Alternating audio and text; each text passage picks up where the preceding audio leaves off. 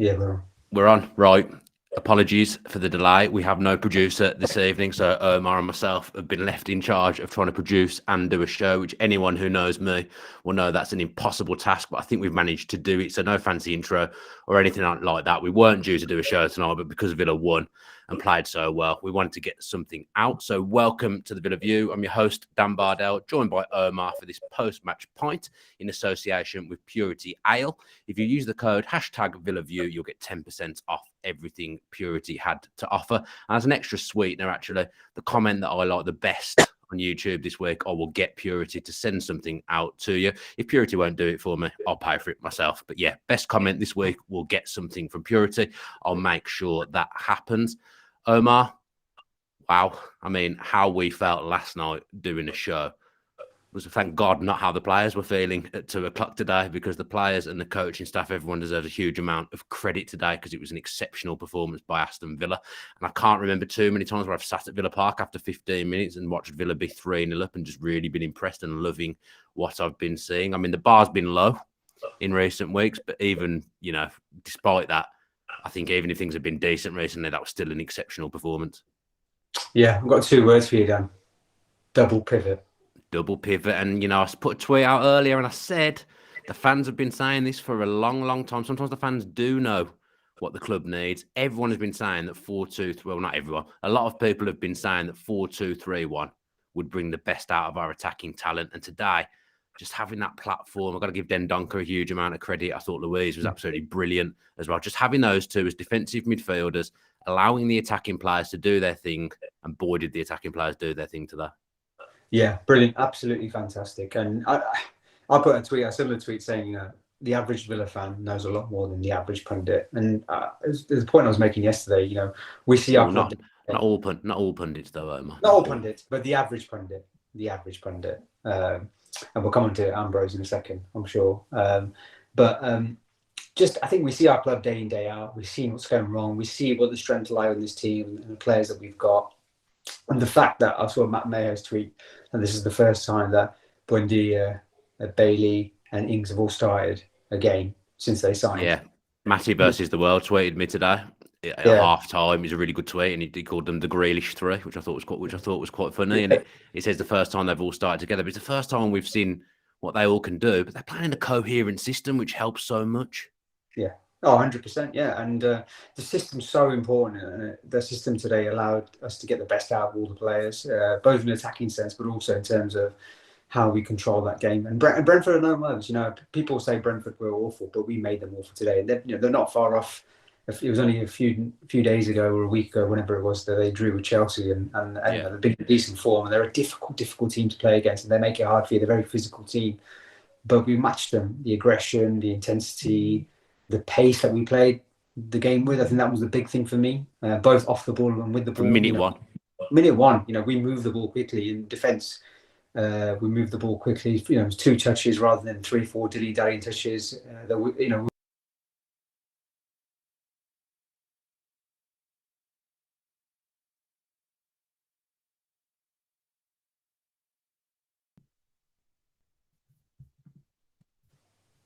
I don't know what happened there. I've managed to get back, which I'm absolutely flabbergasted at. Go on, what a producer. What happened? I don't know what happened if we both disappeared off the screen.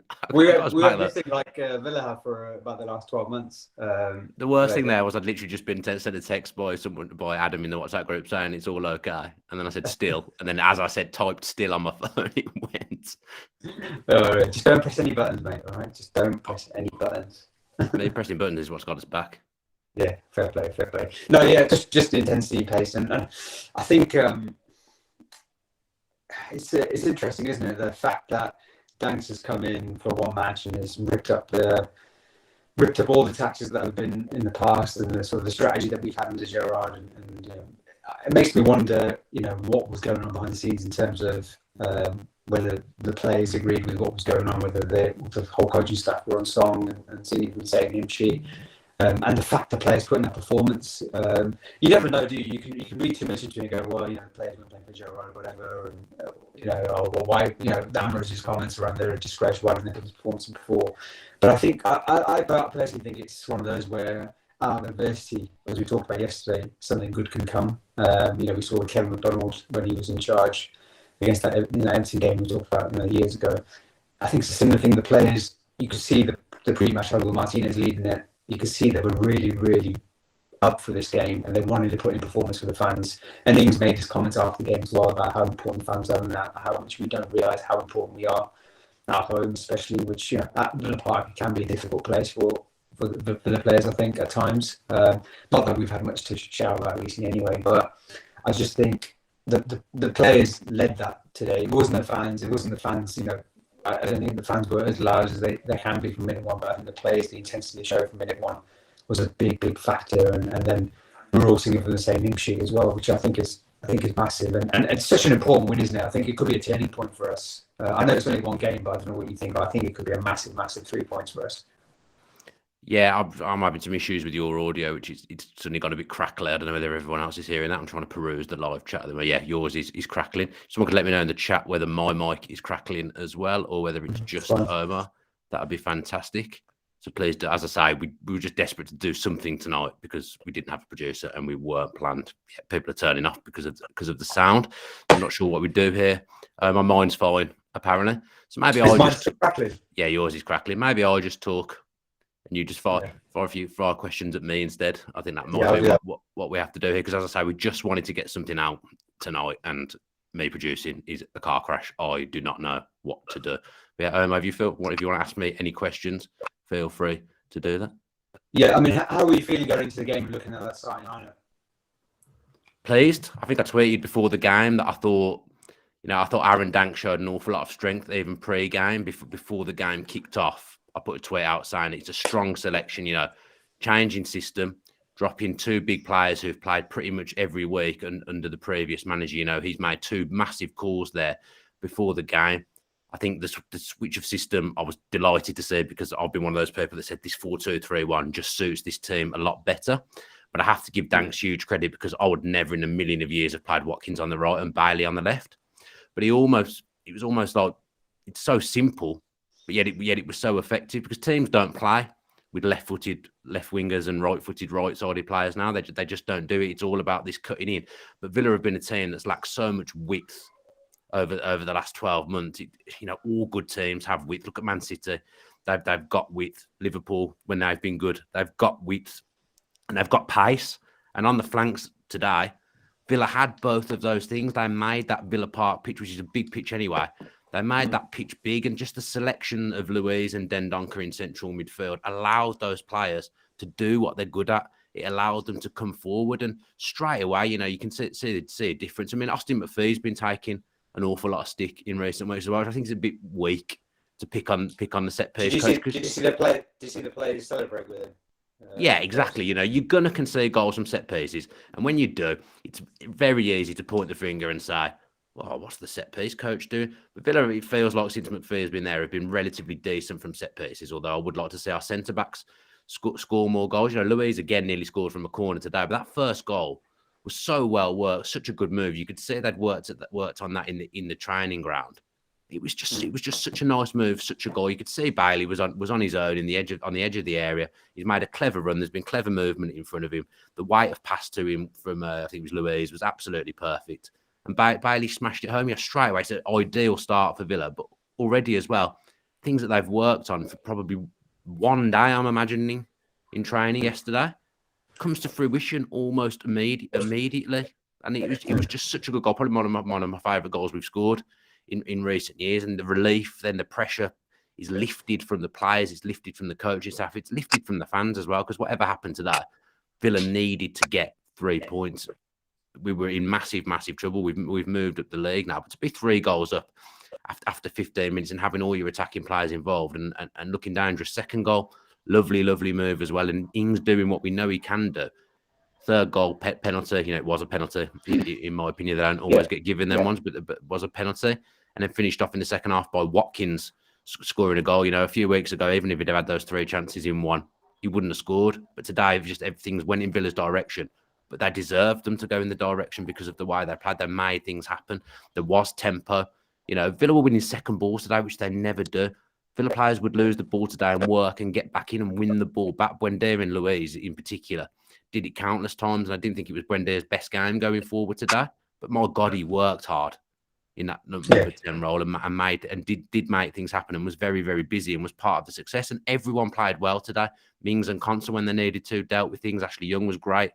At left back, Martinez came and got things when he needed to. And Brentford are a decent team, but Villa have made them look poor today with a really, really strong performance. And it was just, the whole day was just a great day. I don't know whether your audio is back now after I've gone on a mic. Yeah. Is that better? Can you hear me? No, it's still not great, but I think it's a bit better than it was. What do you make of Bailey? His sort of Jekyll and Hyde performance from what we saw against Fulham and now against Brentford. Looked happier on the left wing.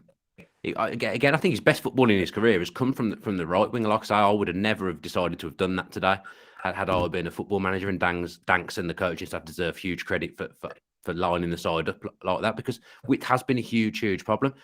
He just gained confidence. I feel it's a bit like the Man City. He scored in the Man City game, and then after that, he picked up a bit of confidence and was very, very lively. He got himself off to a good start and was involved in everything good that Villa did today. As soon as he's got a goal, he's picked up an assist a couple of minutes later as well with a lovely weighted pass to Danny Ings for that goal. He was just involved in all that Villa did good today. And it does show you that, I don't think the shackles were unnecessarily under Gerrard, but the way he wanted us to play was quite a slow build-up. It was about having the two number 10s off the striker largely.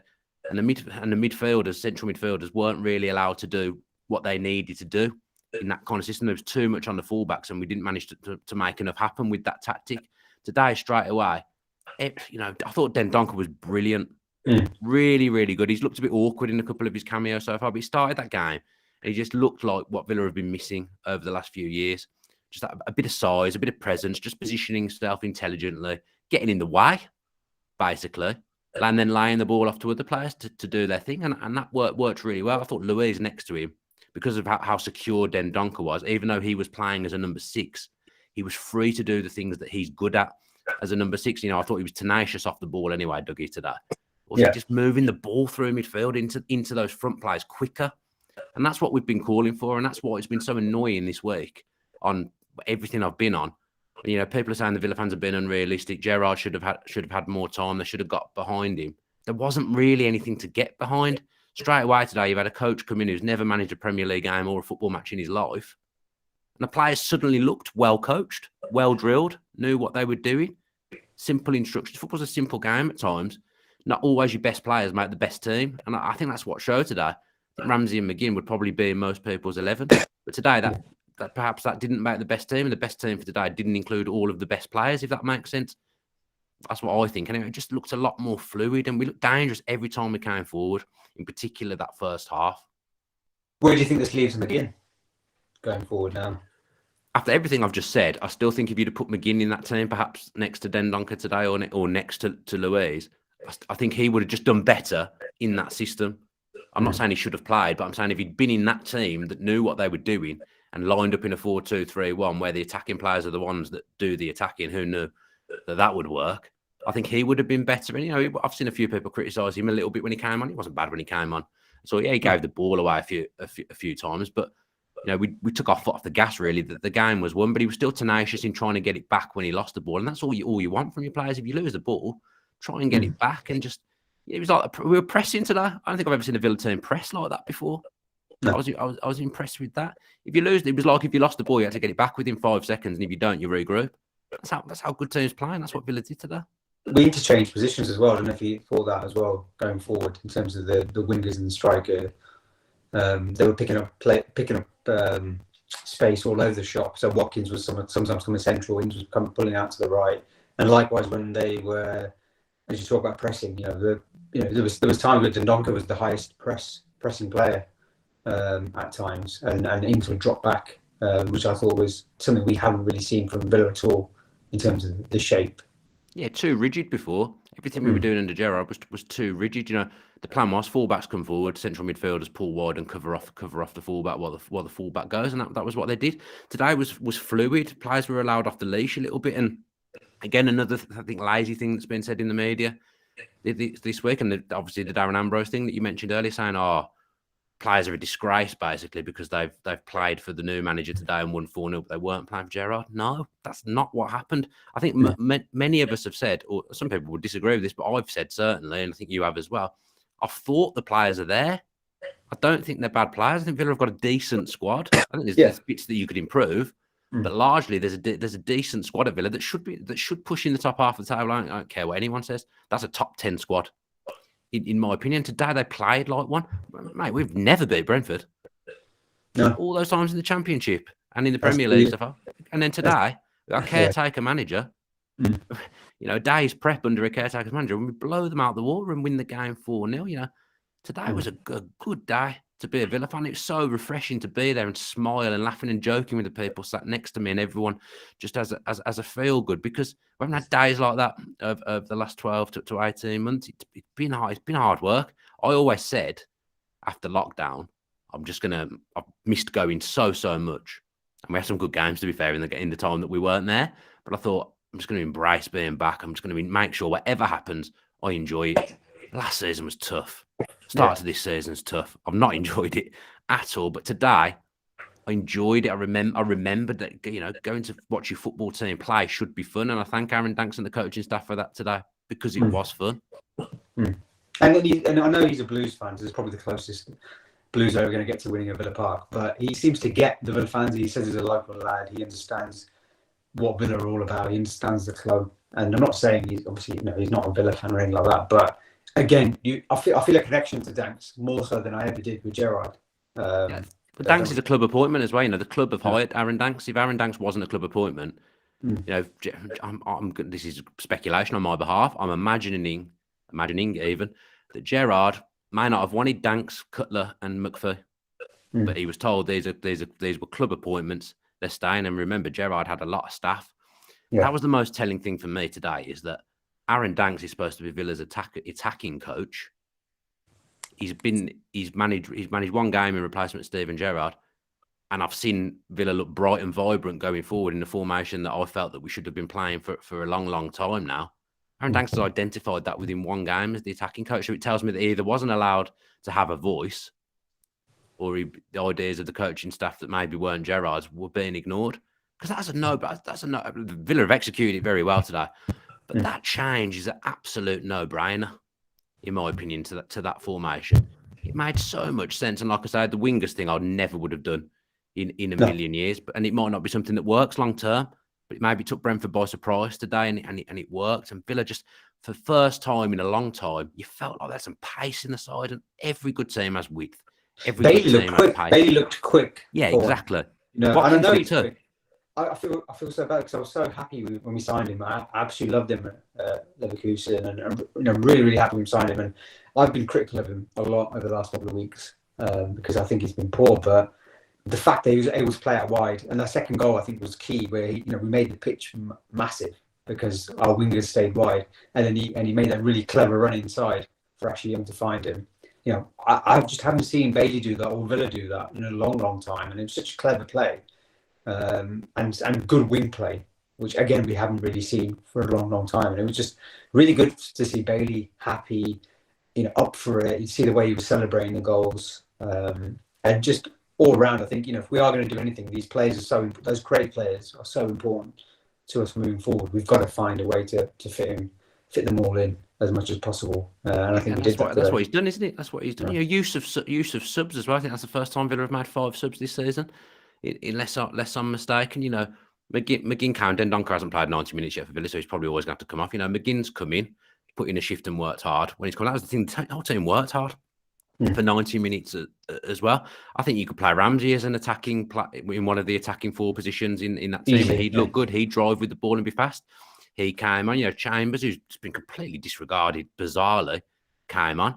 The game was won. Archer got a little cameo. And, Coutinho came on and got minutes. Well, using your subs as well, killing the game a little bit when you need to. I've 3-0 at half time, absolutely buzzing, but still in the back of my head thinking, this is Villa. You've been burnt before. You've been burnt before. There's every chance in 45 minutes time you're going to come out the ground upset. You just think, are we actually going to beat Brentford once? Yeah, and when the 4th goal went in, you think, yes. Even now, even for the first time ever in a game, it feels like I feel safe. Yeah. Villa Well, Park. on the fourth goal, Watkins, by the way, obviously he's been such a barren run, and it took him three bites of the cherry. But so good to see him get that goal now, isn't it? And you can and see the hopefully, relief from him as well. yeah, Yes. The fact he celebrated it. Players don't celebrate Yeah. against their old team. I think he Yeah. almost felt bad about it in the end, but I think just the relief and the frustration that must have been pent up inside him in recent weeks just all came out in hitting the ball into whacking the ball in the back of the net, and it all came out during the celebration for Ollie Watkins. He did go in. I don't know what the reason was. I think there might have been a young Brentford fan that he knows would in the crowd. Perhaps that's me speculating. But Watkins went into the Brentford fans at the end to speak to them. It probably felt bad against celebrating, but you shouldn't feel bad for celebrating scoring a goal. It's the best feeling in football, and he was a relieved man today. I think someone else who's probably a relieved man today is Christian Persler, because I think if that game had gone badly, he'd have got it today from the Villa fans, in my opinion. I stand by again that Persler has done an awful lot of good for this football club, but in the last 12 months, there's been some bad decisions. But I think if today had gone badly, I think Christian Persler would have come under stick from the whole end, come under stick from the crowd at Villa Park, and he wouldn't have liked that one bit. But Aaron Danks he should be getting a pay rise. He's relieved that pressure today. We were there last night doing that podcast, and I felt grim when I went to bed. I was just I did the same. I felt flat. I've never done a podcast like that. No, normally. And felt that negative, and even then, I was saying I thought we'd win today, and I was positive in terms of thinking that we had good enough players. But even then, I had this overriding feeling that things just weren't right, and it's weird how a win can change that. And I'm not saying everything's right behind the scenes, or there's still not a lot of work to do. But I think what they've shown is we've got the players. We've got the personnel to do well in this league if we manage to find the right strategy and right tactics, right formation, etc. And what today's done as well, which I think is a big thing. By the way, before I go on to my next point, I was going to make a lot of people come up to me before the game, so you've proper depressed me last night, Dan. And that isn't me. I'm not usually negative. No, I can be critical, but I'm not usually negative. But I was really worried about today and worried about the direction that the club was heading in. But today feels like a massive weight's been lifted off my shoulders, and I sound like Jolie and Les got there, so probably a little bit less of that kind of chat. But if a manager was thinking, I don't know whether I want to go there, I think they could be relegation fodder, Villa. They could be in trouble. I'm not sure they've got the players. At least the one thing that Aaron Danks and his coaching staff have done today, I think they've shown that if they've given the right platform, I believe the players were today, these aren't bad players. These are players that can go out and follow instruction and can go out and win a football match comfortably. And my choice is still Poch. That would be who I would like to come in. I don't think it's going to happen. It looks like the manager might be the one, because Dolan was saying to me earlier. Dolan was saying, but you know what? I watched that team today. This is going to sound proper hyperbolic, and I don't mean it to at all. But the way we played today and pressed in the 4-2-3-1 was a bit like a Poch side. It wasn't a million miles away from it, was it? You remember his team at Spurs? Definitely. The way we played was quite reminiscent of that today, I thought. Yeah. No, definitely. I think. I just don't understand how we could be so different, and it has to be the manager. It has to be the manager. That's the only thing that wasn't there. That manager and his coaching staff were the only thing. That's the change, isn't it? That was the change, and the system. It's not, and Gerrard's never come out and said, I told them to press and they weren't pressing or anything like that. Which I remember Smith saying a couple of times before. Yeah, he doesn't say we needed to press better. It was always we need more magic. Yeah, and as my old man says, says they're not magicians; they're footballers. Yeah. Exactly. And you see today, they've all got ability, but you need to have a cohesive plan in place to get the best out of players, no matter how good they are. It's not 90s football, especially this day and age, against the team. You're playing against really good quality. Brentford, who only got 2 or 3 years in the league, are probably not even that. They're like a year and a bit into the league. A year and a bit, yeah, exactly. A year and a bit, actually. Yeah, you're right. Probably a mid-table side now, and they've got a lot of quality still, and they've built that really quickly, and likewise across the league. So you've got to be on it every game. You have to have a plan. You have to have a working strategy. It won't work all the time, of course not, but at least we know we've got a plan that works, and it's so obvious to all of us. We've been saying it for weeks. I'm just shocked it's taken this long. I'm shocked that Gerrard couldn't see it before, to be honest. Yeah, my final thought before we go is that, when West Ham had that good season a few years ago, the big thing there was that they played a formation, and again, it was 4-2-3-1, funnily enough. That they nearly broke in and around the top four. They weren't far off West Ham. But they played 2 defensive midfielders in Souček and Rice that protected the back four, and it gave the attacking players a platform. And that's exactly what happened to Villa today. Exactly the same. Dendoncker and Luiz, not a million miles away from Souček and Rice, in all honesty. You see some of Dougie's technique today. Declan Rice is the same. Very, very good technique. And Souček's obviously a big boy in the midfield. Same with Dendoncker. But Luiz and Dendoncker today gave a platform to the players in front of them, and they protected the back four. The back four were rarely troubled today. But them two today, as number 6, is equal man of the matches for me. And you know, it's harsh to say a lot. Bailey's not man of the match, in fairness, and a lot of people have said Ashley Young was man of the match. But those two today in the midfield, it just made such a difference. It was such a good performance. They bossed that game. They did. And we've been waiting for a Villa midfield to boss a game for a long time. So credit to him, and credit to the whole team, credit to everyone that was involved today, because it was a good day at Villa Park. And there's not been enough good days at Villa Park. And when this crowd's with you, I've heard many a player say this, there's nowhere better to play your football. And that's what it was like today. The players gave the fans something to get behind from the get-go. And it shouldn't always be that way. But after how it's been recently, I think something like that was probably needed. And the fans gave it back as well. Fans were magnificent today, especially in that first half, attacking the whole end. It was a great atmosphere in there Just today. a shame we've only got one game before the World Cup at home, haven't we? I think. Yeah. But it's Man U, maybe finally. I'm going to get carried away. Maybe finally we can undo that. Look at you. Yeah.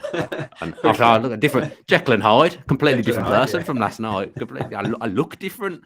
As I say, I look like the weight of the world's been taken off my shoulders this evening. So, yeah, that'll do us tonight. Sorry for the audio issues. As I say, we weren't going to do it. I'm not at home, so I don't have my mic. So we're all over in different places of the country from what we normally are today as well, which probably hasn't helped. The server, I mean, I'm boring people to death here. There's a server that we use that's at my house down south, and I'm not down south. I'm in Birmingham, and the internet's gone down in my home down south, so the server doesn't work. So we've had to try and bodge something together. Then we've got no producer. And I've got to say, to be fair, my producer performs arguably. I've done the same kind of job as Adam. There's been problems. I haven't rectified them. And yeah, I've been here. The show's on it. I've done exactly the same job that Adam normally does. So do we even need a producer? I'm not sure. We just need tech people. I don't need a producer. I can do that. We just need tech people, Omar. Yeah, that's what we need. Yeah, we'll try and get a show in with proper audio in the week with Omar and myself or something, so we can actually hear Omar's opinions rather than just mine. But thank you for covering and filling and asking the questions there. At least we've got some kind of show out, which was the ambition this evening. So again, apologies for the audio issues, but I am going to make it up to everyone. Well, one person actually, not everyone.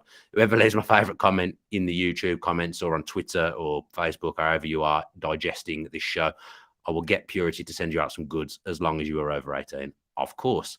So yeah, we'll be back in the week for a show, maybe even a managerial update at some point. We'll see how the next few days go. We'll do some digging. Thanks to Omar. Thanks to the best producer we've ever had, and up the Villa.